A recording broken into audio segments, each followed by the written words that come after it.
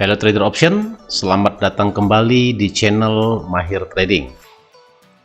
Mohon dibantu like, subscribe, komen, dan share agar channel ini dapat berkembang ke depannya. Perlu diketahui bahwa channel ini kami buat bukan merupakan ajakan ya untuk bertrading, untuk melakukan trading, ataupun kita tidak bekerja sama dengan broker manapun. Kebetulan ini adalah pengalaman pribadi kita, dan kita sebagai YouTuber ingin mengedukasi masyarakat bagaimana cara bertransaksi yang baik dan benar ya, terutama dengan menggunakan platform IQ Option, karena memang kami sudah lama menggunakan platform ini bertransaksi karena ada beberapa pilihan instrumen investasi ya, maupun sistem margin trading ataupun sistem opsi. Opsi itu adalah kita menentukan IQ-nya atau call and put-nya ya. Jadi di situ kita tentukan. Jadi bertransaksi dengan menggunakan sistem margin trading itu sama juga dengan kita bertransaksi di MT4 ya. Ya, jadi kita tidak ada namanya grup-grup signal, terus titip dana, VIP, provider, EA, tidak ada ya. Jadi khusus memang mengedukasi masyarakat. Oke, pada kesempatan kali ini kita akan mencoba membahas tentang jam-jam trading ya, jam trading untuk di forex ya, karena kita memang fokusnya pada minggu ini kita belajar tentang forex ya. Karena sebelumnya saya sudah membuat 5 video sebelumnya tentang sistem trading dan money management, sudah saya bahas dari awal-awal memang bagaimana cara bertransaksi dengan money management ya, dengan sistem leveraging ya. Jadi sekali lagi saya ucapkan terima kasih kepada teman-teman yang sudah mensubscribe akun channel ini.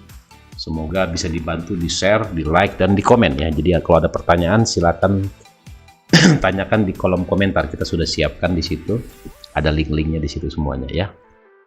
Oke. Lanjut kita ke masalah namanya jam trading ya, trading time. Jam trading atau trading time. Ya. Nah, jadi dalam sejarahnya bahwa forex ya, forex itu kalau kita lihat sejarahnya itu pertama kali terbit itu 1974 ya.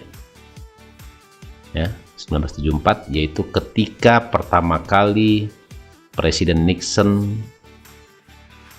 mencetak uang bukan berdasarkan dari cadangan emas ya, yang dikenal dengan Bretton Woods ya, Bretton Woods ya, bukan Word, Bretton Woods, karena memang dibuat deklarasinya ini di Bretton Woods, berarti US dollar tidak dicetak berdasarkan dengan cadangan emas. Nah, sejak kali itulah harga mulai berlaku namanya floating ya. Jadi seperti gini contohnya, euro US dollar.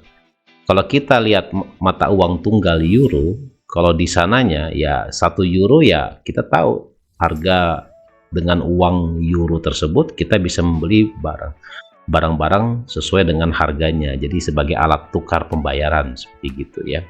Nah, dia tidak mungkin dia bergerak harganya kalau tidak ada namanya pairnya atau pasangannya, harus di pairing ya, pairing namanya, pairing. Nah, setelah kita pairing dengan US dollar, makanya terbentuklah harganya 1.0739. Jadi, kalau kita lihat di sini ya, euro US dollar berarti sama dengan 1.073395 gitu ya. Berarti artinya 1 euro ya sama juga dengan 1.0733 US dollar gitu ya. Sama kayak rupiah, US dollar IDR sama dengan 15.500 contohnya. Berarti 1 US dollar sama dengan 15.500 rupiah ya. Jadi kalau misalnya harga itu, mata uang itu di pair, itu akan membentuk suatu grafik naik turun supply demand ya, yang bergerak setiap hari. Jadi berdasarkan dari ekspor dan impor, trade balance, suku bunga, ke apanya, semua berpengaruh ya terhadap kenaikan. Jadi ada kalanya bank sentral lah di sini yang memiliki peranan. Apakah dia mau menguatkan mata uangnya ataukah dia sengaja melemahkan mata uangnya ya. Makin kuat mata uang juga itu tidak baik ya bagi importir ya, eksportir ya tidak baik. Kalau mata uang menguat itu jelek bagi eksportir ya. Sebaliknya jika mata uangnya melemah itu bagus buat eksportir gitu ya, kebalikannya seperti gitu. Nah, jadi ada kepentingan-kepentingan memang dari suatu negara, kapan saatnya dia harus kuatkan mata uangnya, kapan dia harus lemahkan mata uangnya, seperti gitu. Nah, itu dari ekonomi mikro ya itu ya. Jadi Anda bisa pelajari di mau kuliah kah, di YouTube juga banyak channel-channel. Nah, jadi pada kesempatan kali ini kita mau belajar jam ya, jam terbaik untuk trading ya, jam terbaik untuk trading, terus disambung dengan news ya, kita belajar news. Jadi ada dua kita bahas dalam video ini, yaitu jam trading sama news ya, kapan kita harus masuk ya, ini yang paling penting sebenarnya. Nah, jadi begini. Di forex itu ada 3 waktu ya yang terkenal ya di dunia ya. Yang pertama adalah Asia, market Asia. Yang kedua adalah market Eropa. Yang ketiga adalah market Amerika. Itu yang terkenal di dunia. Karena memang forex ini bergerak 24 jam selama 5 hari ya. Sabtu Minggu libur karena forex ini mengikuti jam office hour ya, office hour dari bank ya. Jadi market itu buka ketika bank buka. Dia tutup juga ketika bank tutup. Kalau di Asia acuannya adalah Australia, negara Australia, New Zealand ya. Terus sama JPY, Japanese Yen ya, JP atau Jepang ya, Jepang. Jadi ada 3 negara di sini. Kalau di Eropa Euro, GBP ya, sama Swiss ya, zona Euro, terus mata uang tunggal Euro, Pound Sterling sama Swiss. Di Amerika yaitu jelas US dollar sama Canadian dollar ya, Kanada. Nah, itu ya. Jadi kalau kita 1, 2, 3, 4, 5, 6, 7, 8 ya. Jadi ada major pair itu ada 8 mata uang di dunia ya. Semuanya versus US dollar gitu ya. Nah, market Asia ini kalau waktu Jakarta itu jam 5 subuh ya. Hari Senin itu open. Ya, kalau dia open jam 5 berarti open besoknya juga sama jam 5 juga. Terus untuk market masuk ini dari Asia yang terlibat di sini adalah Australia, New Zealand, Yen ya. Terus masuk lagi ke market Eropa itu jam 14.00 waktu Jakarta. Masuk lagi di Amerika itu jam 20.00. Nah, jam 20 ini adalah waktu open market di Amerika yaitu New York ya, bank-bank di New York buka, disitulah ketika open. Begitu juga di Eropa, London, acuannya sini London, sini New York ya, di sini adalah Australia, bank di Australia ya. Nah, jadi kita bisa pilih di antara 3 waktu ini, kita mau trading di jam-jam berapa saja gitu ya.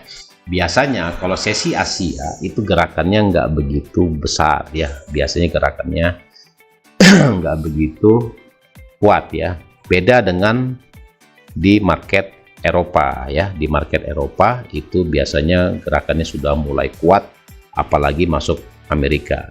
Dan ingat, berita-berita US dollar pasti dirilis ketika open market di Amerika ya, seperti contohnya NFP ya, terus retail sales ya, CPI itu biasanya dirilis itu ketika open market di Amerika. Nanti kita bahas newsnya ya.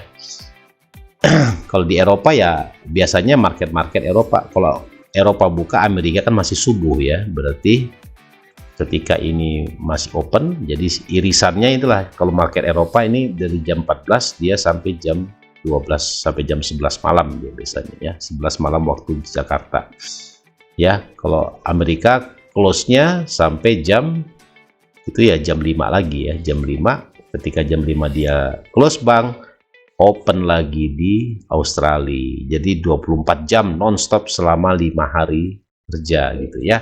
Sabtu Minggu libur. Jadi market forex itu liburnya itu cuma 2 hari ya. Sebenarnya cuma 2 hari market forex, yaitu Natal dan Tahun Baru saja ya. Selebihnya itu tetap bergerak. Jadi jangan khawatir Anda ketinggalan momen.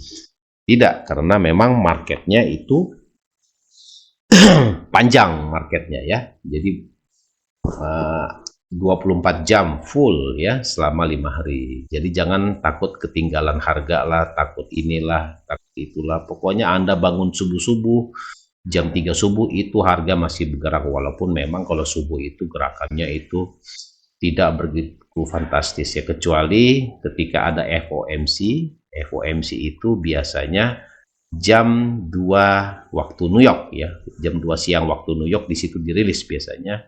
Makanya kalau di waktu Jakarta itu subuh ya, baru harga itu bergerak ya. Jadi teman-teman biasanya pada begadang gitu ketika ada news-news besar ya, seperti suku bunga ya, atau FOMC minute, Gubernur Bank Sentral Amerika, Jerome Powell dan jajarannya itu meeting. Nah itu biasanya menggoyang market ya, biasanya seperti itu ya. Jadi teman-teman harus paham yang beginian gitu ya. Jadi jangan main trading aja, entah dulu saya tradingnya di waktu mana ini, waktu Asia kah, waktu Eropa kah, atau waktu Amerika. Nah biasanya kalau mau efektif, ya udah saya mau trading sesi Eropa saja, ya udah kita tongkrongin aja jam 2 siang gitu, jam 2 siang sampai jam 11 malam. Kita tongkrongin di situ, atau mungkin kita ambil itu jam 5 sore ya. Jam 5 sore berarti ketika menjelang sebelum istirahat ya bank sentral di Inggris ya, waktu Eropa. Nah Anda harus memilih juga waktunya gitu, jadi bisa disesuaikan dengan kesibukan Anda. Kalau misalnya Anda sibuk kerja, ya udah saya tradingnya malam aja, berarti kita mengambil jam Amerika gitu ya. Jadi sudah paham ya. Jadi untuk menentukannya, untuk jam-jam trading itu bisa disesuaikan. Nah ini hubungannya, jam trading ini kita hubungkan dengan news ya, news. Jadi makanya juga ada namanya trading by news ya. Jadi ketika ada news baru dia mau trading. Jadi kita bisa dimanfaatkan news ini untuk mengambil profit ya. Ketika ada news, apakah itu di sesi Asia, sesi Eropa, atau sesi Amerika ya. Jadi kita bisa pilih. Nah ini saya mau jelaskan newsnya di salah satu portal ya yang terkenal, yaitu MyFXBook ya. Ini adalah portalnya. Jadi dia, kalau ini kebetulan ini untuk this week ya, kita klik this week, ini kita klik aja myfxbook.com, kita klik forex economic calendar. Nah itu muncul semua news-news dari semua negara yang bertransaksi di pasar forex ya. Ya terutama tadi tuh 8 negara yang besar tadi ya, Euro, Aussie ya, Yen, terus Pound Sterling, Swiss ya, New Zealand, semuanya ada semua di sini ya. Tergantung kita bisa pilih nanti ininya. Bisa juga kita pilih Indonesia, tapi kan Indonesia kan uangnya tidak kompetitif ya, tidak diperdagangkan di dunia ya, karena memang negara yang besar. Nah sekarang kita coba belajar news dulu ya. Nah ini contohnya, pada kita pengen tahu artinya apa ini. Jadi orang ada begini tapi bingung tuh. Nah kebetulan ini waktunya, ini adalah waktu dari waktu Makassar ya, karena saya settingnya pakai waktu Makassar ya. Nah di sini ada tanggalnya ya, ini jam 8 pagi ya waktu, berarti kalau waktu Jakarta ini jam 7 di sini ya. Nah terus saya sengaja ngambil di tengah-tengah di waktu Makassar, karena kita biar gampang ngitungnya untuk waktu timur ya, waktu tengah Jadi saya ngambilnya di tengah-tengah, jadi waktu tengah gitu ya. Nah ini euro masih Christmas ya, ini mata uang apa ini, jadi bendera-benderanya ini mata bendera Australia ya. Ada namanya building permits month of month ya. Nah ingat di sini ada 3 ya, ada namanya low impact, ini kan impactnya terhadap mata uang. Ada medium impact, ini warnanya kuning. Yang terakhir adalah high impact, jadi ada 3 impact. Biasanya kalau ada yang low ini kami tidak perhatikan, jadi dicuekin aja ya. Yang paling fokus adalah di high impact ya. Kita di high impact ini langsung kita pantau mata uangnya. Kata contoh lah ini Swiss ya, di Swiss high impact ya, unemployment rate ya, rate dari tingkat pengangguran. Nah cara bacanya gimana? Jadi cara bacanya begini, ini ada namanya previous atau adalah laporan yang diterbitkan bulan lalu atau minggu lalu ya. Kalau misalnya muncul sini bulan ya, ini bulan berarti ini bulan lalu, ini bulan Desember. Nah sekarang kan Januari, berarti dirilis inilah konsensusnya yang rencananya akan muncul. Ini adalah keinginan dari investor, keinginan dari pasar lah maksudnya. Ini laporan fix yang sudah ditetapkan bulan lalu, yaitu pada bulan Desember ya.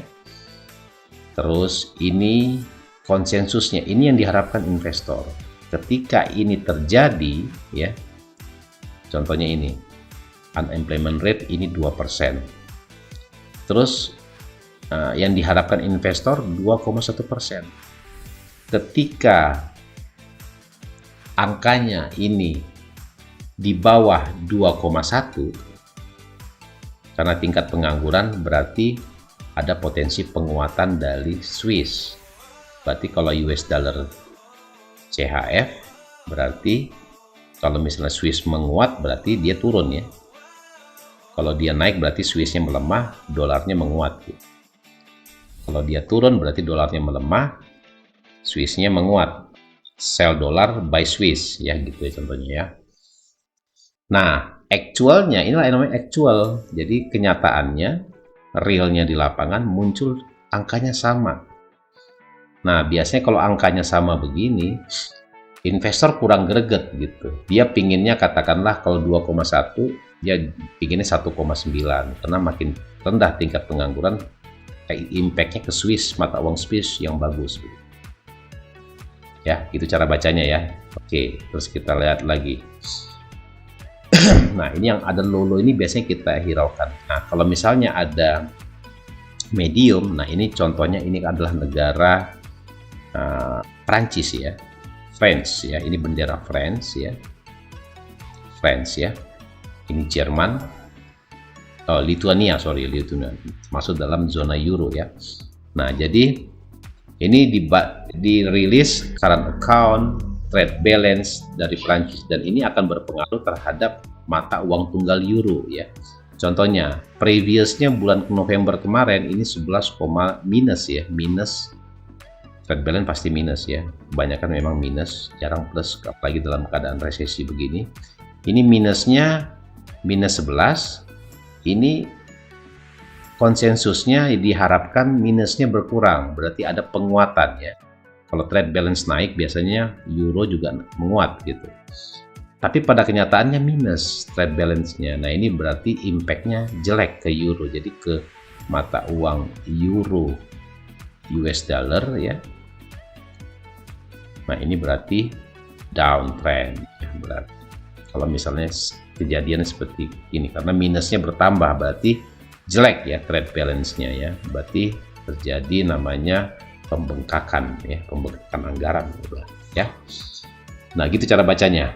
Terus cari lagi yang namanya medium high impact, cari. Nah ini unemployment rate di Italia tuh, Italia ya, berpengaruh terhadap euro.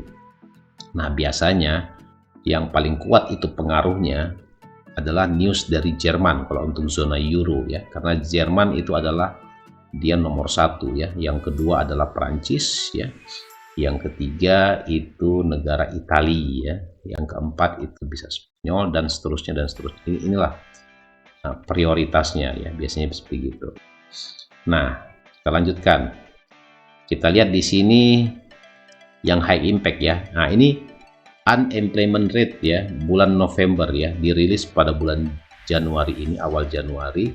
Ini high impact. Perhatikan bulan November kemarin, ini bulan sebelumnya, berarti bulan November, berarti bulan Oktober, berarti ini 6,5. Konsensusnya diharapkan sama investor 6,5, hasilnya 6,5. Nah, biasanya kalau sama seperti gini, biasanya investornya netral gitu. Investor mengharapkan unemployment rate-nya itu harus di bawah 6,5. Kalau muncul katakanlah 6,3, wah ini kuat ya. Jadi ke euro US dollar dia pasti naik. Biasanya seperti itu. Tapi pada kenyataannya bisa beda juga ya. Di sininya bagus, newsnya jelek gitu. Biasanya gitu juga. Ya, hasilnya juga sesuai dengan harapan. Nah, sekarang kita lihat kita contoh ke SPIC ini, SPIC Bank of England ini, pound sterling ya, ke Inggris. Ini salah satu dewan gubernur salah satu, bukan kepalanya, bukan ya. Nah, ini BRC Retail Sales Monitor. Nah, perhatikan ini ya. Ini high impact, ini bulan Desember kemarin reportnya ya. Berarti ini reportnya, ini report bulan November, berarti 4,1%. Nah, retail salesnya itu ternyata diprediksi itu melemah ya, dari 4,1% menjadi 2,4%. Berarti kesimpulannya ada pelemahan dari mata uang Inggris ya, pound sterling, GBP US dollar, ataupun semua yang berbau dengan GBP ya. Bisa juga kan cross pair-nya GBP JPY, GBP AUD ya, GBP NZD, GBP Swiss ya. Nah, tapi actualnya di high impact ini jam 8 pagi ini ya, waktu tengah, dia 6,5%. Ekspektasi jauh banget ya, dari 4,1 malah dia jadi 6,5%.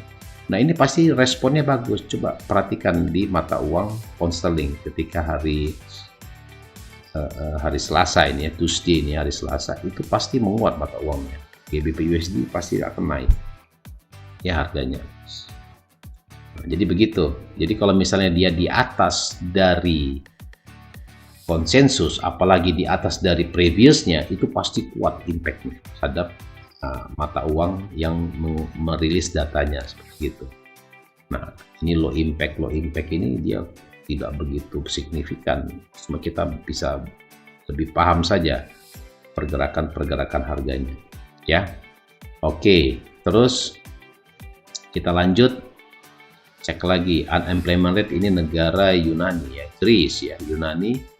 Unemployment rate-nya ini high impact 11,5, malahan tingkat penganggurannya naik ya 11,8, tapi realnya turun malahan dari 11,4, dan ini impactnya ke euro akan menguat euronya ya. Gitu cara bacanya.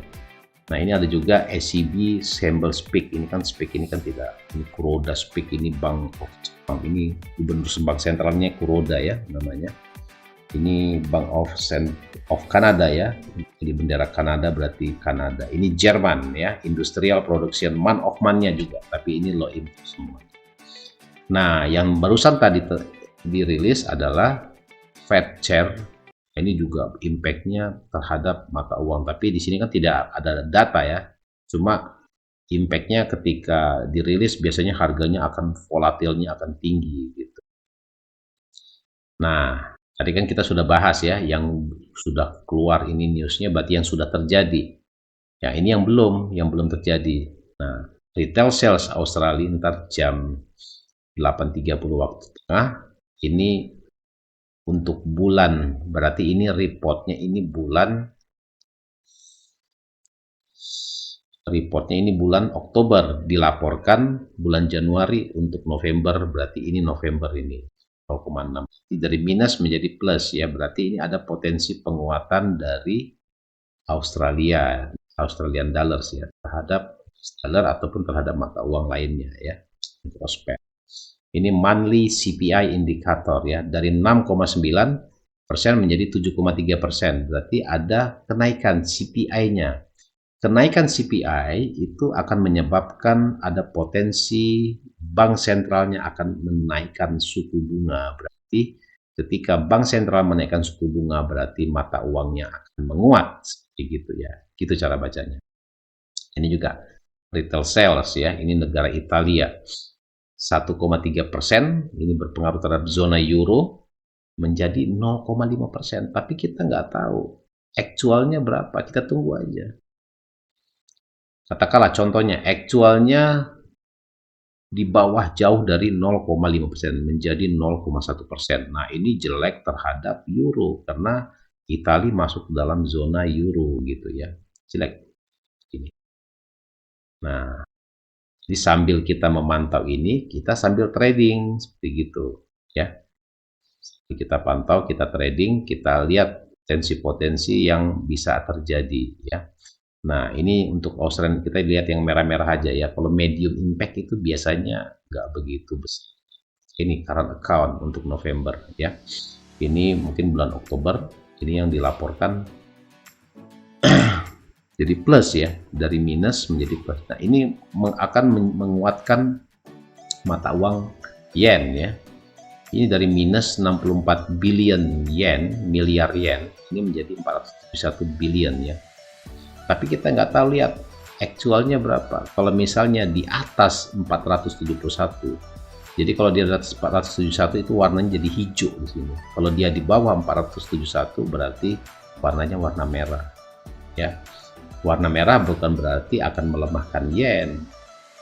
Begitu juga warna biru belum bisa menguatkan yen gitu ya. Jadi kita lihat saja, follow the trend aja. Kita ikutin trennya bagaimana. Trade balance Australia ya. Ini dari 12,21 miliar Australian dollars menjadi 10, berarti ada pengurangan dan ini jelek bagi mata uang Australia. Ini Cina Yuan inflation rate-nya perhatikan. 1,6% menjadi 1,8%.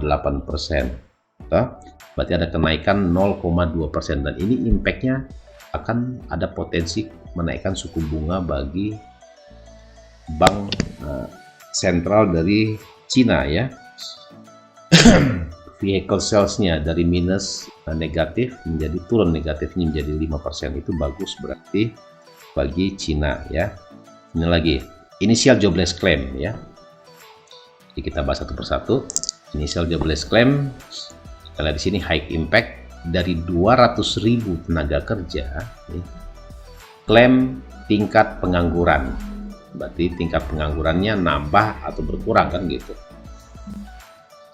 Jobless, less ini kurang, job ini kerja. Jadi tingkat pengangguran ini jobless ini artinya penganggurannya. Previousnya ini bulan ini dia per minggu ya, biasanya jobless claim Amerika itu per minggu, jadi lebih detail ya. Dari 204.000 tenaga kerja menjadi 215, berarti ada kenaikan ya. Kalau misalnya resultnya di sini, contoh ya, resultnya saya gambarkan di sini 200k katakan ya, atau 190k, berarti di bawah 204k dari bulan kemarin. Berarti tingkat pengangguran turun ya, berarti US dollar itu akan strong, akan kuat, ya, menguat. Berarti euro, pound sterling akan turun semua. Nah, kalau misalnya dia di atas 215k, berarti dolarnya akan melemah.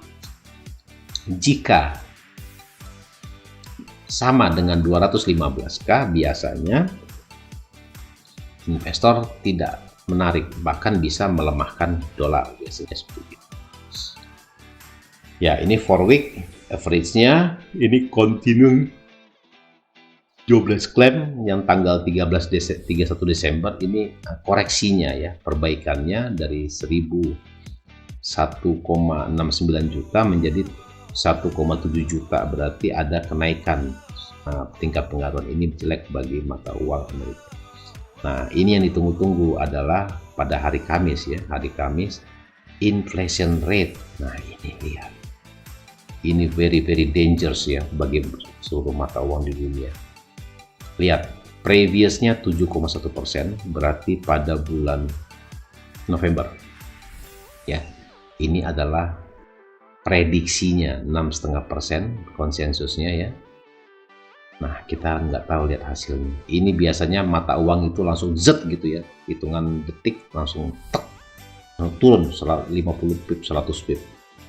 Ini kemungkinan besar harga masih sideways itu di beberapa mata uang termasuk gold itu menunggu dirilisnya inflation rate, karena ini akan memicu yang namanya kenaikan suku bunga ya, karena memang kalau Amerika sekarang kan di 4% ya suku bunga, dan itu memang memicu inflasi yang sangat tinggi ya. Ini CPI di Desember juga 297, turun dikit ya. Ini juga 6,5%, year on year-nya 6% menjadi 5,7. Nah, ini biasanya melemahkan mata uang dolar ya. Kalau memang katakanlah dirilis contohnya ya 5%, wah ini langsung ambruk, US dollar langsung drop pasti. Tapi ketika dirilis contohnya ya 6,3% contohnya ya, ketika dirilis aktualnya 6,3%, langsung itu euro, pound sterling drop semua, yen naik, Swiss naik, Kanada naik ya, semua naik ya.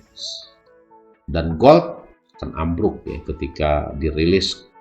Kalau memang benar itu 6,3%, karena memang kalau misalnya inflasinya naik, ada potensi ada kenaikan lagi suku bunga dari Bank Sentral Amerika, berarti di atas 4% ya, bisa menjadi 4,5%. Dan ini angka yang paling diminati sama investor ya di dunia ya, karena memang sebagai safe haven ya setelah ini ya, setelah gold ya. Nah, begitu kisahnya ya. Kita lihat terus di bawah sini. Ini trade balance dari Cina, ini 69 menjadi 76, berarti bagus bagi Cina ya. Apalagi ini, terus GBP ini di hari Jumat ya. Ini berita dari Inggris semuanya terhadap pound sterling. GDP month of month-nya minus malahannya, ini jelek ya. Trade balance-nya kita lihat minusnya bertambah ya, ini juga jelek. Tapi aktualnya belum tentu ya, aktualnya belum tentu. Jadi kita terus pantau aja potensi-potensi yang akan terjadi. Nah, begitulah ya cara membaca news tuh seperti gitu ya. Ini zona euro minus 26 menjadi minus 21, berarti minusnya berkurang, berarti bagus bagi ini ya. Bagus berarti bagi mata uang euro ya kalau dia minusnya berkurang. Oke, terus sampai pada hari Jumat ini closing market di sini ini jam 23 ya, sudah mulai semakin Michigan Consumer Sentiment ini kuat juga impact-nya. Nah, ini dia berkontrak dia malahan terapresiasi ya dari 59,7 menjadi 60,5. Ini bagus bagi mata uang dolar ya, terhadap semua sekeranjang mata uang di dunia. Nah, begitulah cara membacanya, seperti gitu cara membaca news. Jadi Anda juga bisa. Kalau ada pertanyaan silakan tanyakan di bawah, karena memang saya juga dulu trading di MT4 di option itu biasanya menggunakan news ya. Jadi itu yang kita pantau. Nah, biasanya kalau sudah keluar beritanya seperti gini, dan kalau dia berubah warna merah kuning, berarti ini akan kalender ekonomi yang akan keluar ya. Kalau waktunya sama berarti kuning semua gitu, kuning semua kalau waktunya sama dirilis. Dan ini dia selalu up to date ya harganya ya.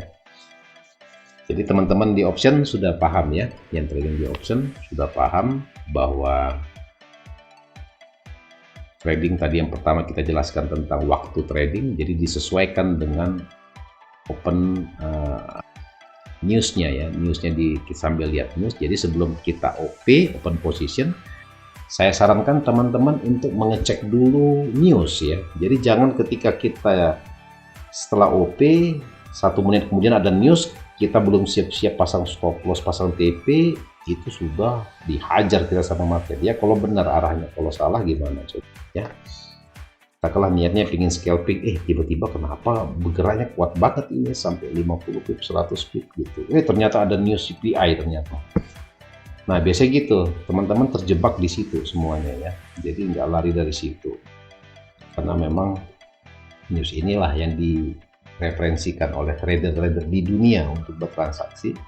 Karena memang dari news-news inilah harga bisa bergerak ya. Dan biasanya pengaruh dari news itu biasanya harian ya. Hari itu news, hari itu juga terjadinya ya. Nah, kalau biasanya kalau inflasi ya, inflasi terus suku bunga itu impactnya bisa sampai 1 sampai 2 minggu ke depan ya. Biasanya begitu. Dan ada kalanya investor itu sudah mengantisipasi ya. Contohnya ketika ada mau dirilis suku bunga, katakanlah Amerika mau menaikkan suku bunga yang kemarin contohnya menjadi 4% ya. Dari 3,5 menjadi 4% gitu untuk menjinakkan inflasi. Nah, biasanya kalau begini kan berarti kan penguatan dari US dollar ya. Ketika penguatan US dollar biasanya 1 minggu sebelumnya dolar itu sudah mulai menguat gitu. Mulai menguat, berarti euro, pound sterling jatuh semua. Ketika ada news malahan harganya naik gitu. Sering seperti gitu. Jadi sell buy rumor, buy the fact gitu ya. The fact, faktanya dia pada nge-buy semua. Ini maksudnya nge-buy itu maksudnya naik. Ya, jadi kalau misalnya ada pertanyaan teman-teman silakan ajukan di kolom komentar. Jadi jangan ragu-ragu, nanti kita dari tim akan membantu menjawab pertanyaan-pertanyaan Anda supaya Anda makin cerdas ya bertransaksi di forex ya. Oke, sekian dulu aja mungkin yang kita bahas hari ini. Tuh market kan masih sideways menunggu suku bunga ini ya. Rabu masih ada 2 hari lagi. Semoga bermanfaat buat teman-teman semuanya. Tetap semangat, jangan kendor ya dalam bertransaksi. Gunakan money management, jumlahnya di sini. Tetap semangat, sehat selalu. Wassalam.